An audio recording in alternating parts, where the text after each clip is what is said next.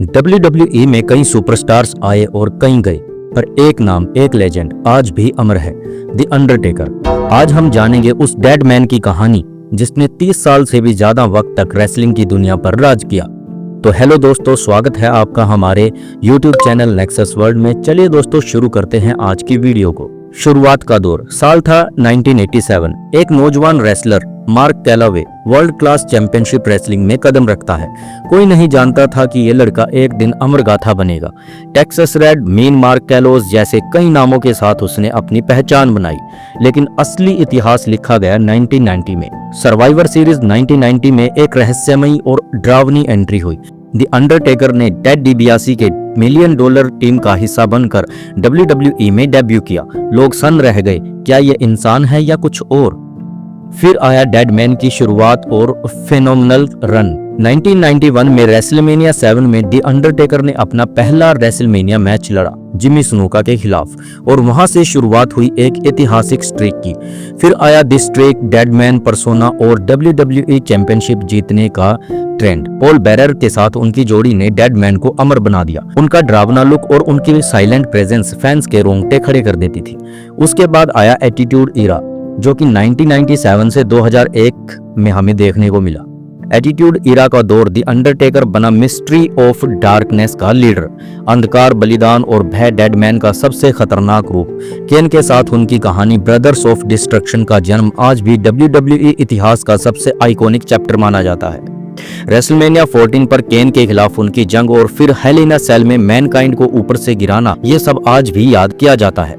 उसके बाद 2000 से 2003 तक हमें द अंडरटेकर का अमेरिकन बैडएस ज़ीरा देखने को मिला। साल 2000 में द अंडरटेकर ने सबको चौंका दिया। डेड मैन की जगह आया अमेरिकन बैडएस, एक बाइक पर एंट्री करने वाला रफ एंड टफ अंदाज वाला फाइटर। ये अंडरटेकर का नया अवतार था, जो साबित करता था कि वो सिर्फ एक गिमिक नहीं, ये एक असली फाइटर भी है।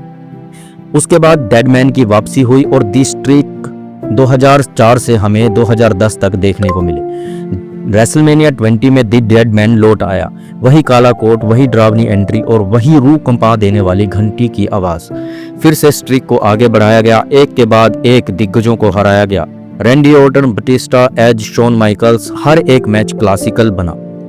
ऐतिहासिक मुकाबले और the end of an era. Shawn Michaels के खिलाफ रेसलमेनिया 25 और 26 के मैचों को आज भी फैंस ग्रेटेस्ट रेसलमेनिया मैचेस मानते हैं। ट्रिपल एच के साथ रेसलमेनिया 28 में end of an era hell in a cell match एक इमोशनल मास्टरपीस बना।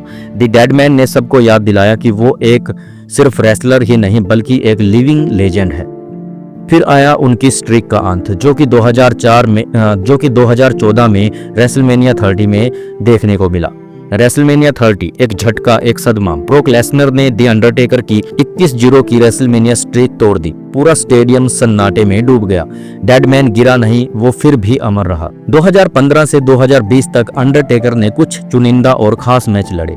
शॉन माइकल्स के खिलाफ उनका hello in a cell match, फिर रोमन रेंस के खिलाफ उनकी हार हुई और अंत में एजे स्टाइल्स के खिलाफ सिनेमैटिक बोनयार्ड मैच। 2020 के सर्वाइवर सीरीज में अंडरटेकर ने ऑफिशियली रिटायरमेंट ले ली, ठीक 30 साल बाद उसी जगह से जहां से उनकी शुरुआत हुई थी। द लेगेसी लिव्स फॉरएवर देखने को मिला। भले ही डेड मैन अब रिंग में ना हो, पर उनकी विरासत जिंदा है। WWE हॉल ऑफ फेम 2022 में उनका इंडक्शन, लाखों लोगों ने उन्हें खड़े होकर सलाम किया। अंडरटेकर अब ओकेजनल अपीयरेंसेस करते हैं और WWE यूनिवर्स के लिए हमेशा एक मिथ की तरह रहेंगे। वो डेडमैन था, है और रहेगा। Some legends never die. The Undertaker wrestling history का सबसे महान फिनोमिना। Rest in peace. अगर आपको द अंडरटेकर का ये अमर सफर पसंद आया हो तो इस वीडियो को लाइक करें, चैनल को सब्सक्राइब करें और बेल आइकन को दबाएं। अगली बार फिर मिलेंगे WWE के किसी और लेजेंड की कहानी के साथ। चलिए दोस्तों, मिलते हैं अगली वीडियो में। Thanks for watching.